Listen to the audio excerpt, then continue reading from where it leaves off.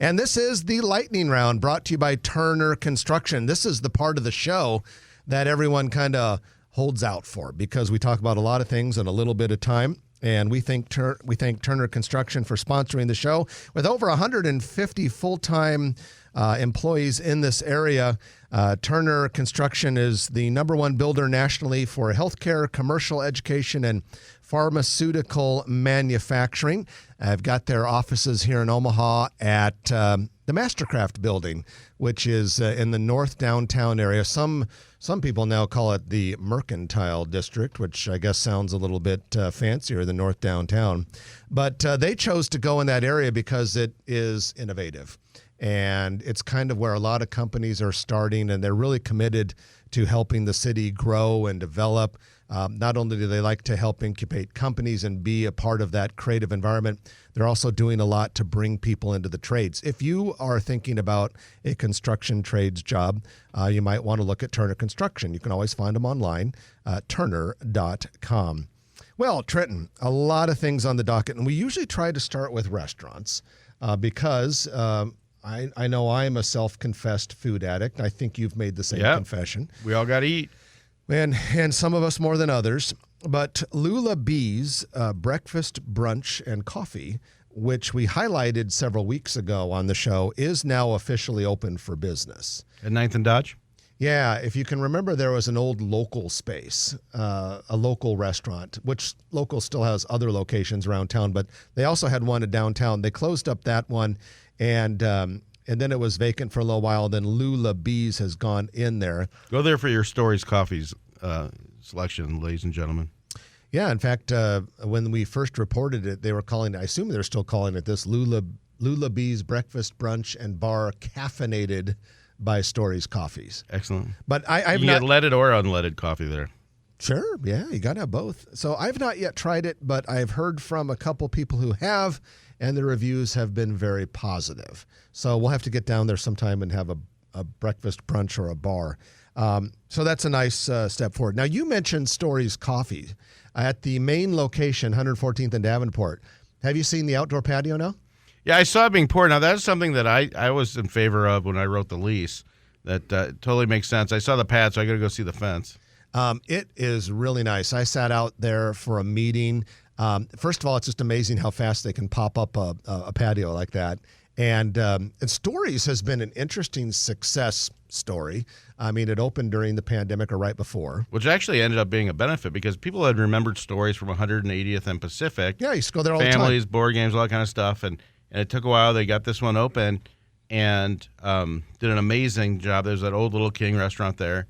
And what's cool about it is when it opened, and you got big competition. You got Starbucks and across the street.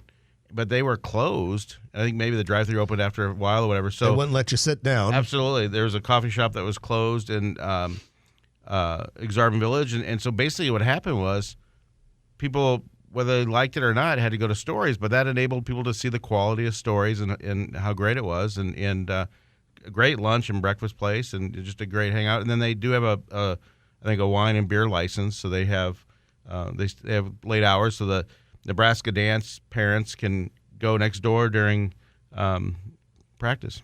Mm-hmm. And everyone else. And next item on the docket is All Good Food. All Good Food. Great guys. So you know about this? It's the same gentleman that and their mother that have Pita Pit over at L Street Marketplace. Okay, because I have not yet tried this, but I was looking at the menu. The reason I bring it up, they just held their official grand opening within the last week or so, and it's at 2521 South 132nd Street. And the menu, I can't quite wrap my head around it. It's very unique in that there are lots of things that on first glance don't necessarily seem to go together. Like they'll have protein bowls, but then they have their big thing is saucy nugs, which I think would be saucy chicken nuggets. And according to a bunch of people that made posts on Omaha Food Lovers, apparently these saucy nugs are worth going out of your way for. I gotta go check it out. They're pretty good. But you look at the menu and then they have this beer that I've never heard of called Frio.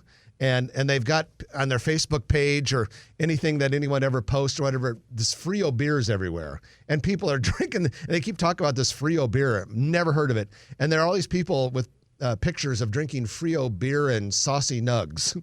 But Give it a try. But everyone says it's great. So I've got to go give the place. It's just that the menu looks weird and unexpected. So give it a try.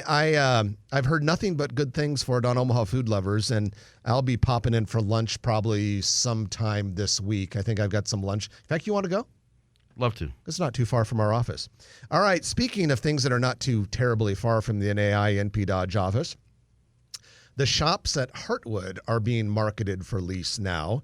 This is part of Heartwood Preserve. I'm sorry, lost it for a second. Heartwood Preserve, southwest of 144th and Dodge. Now, Heartwood Preserve has a lot of different elements to it. There is the 6.5-story Carson building, which is nearing completion. There's the Onyx car dealership, which has been open for some time. There's the Valmont World headquarters, which is nearing completion. There's a senior living thing. There's plans for a big mixed-use Exarban Village-like project in the middle. There's an 18-acre park planned for the east side. This would be probably about, 5 to 10 acres immediately south of the Union Bank building that's under construction. So the Union Bank building, if you've been by there, those are the 3 concrete pillars. They're probably elevator shafts and stair towers. That'll be a 5-story Union Bank office building, but right south of that is where the shops at Heartwood is going.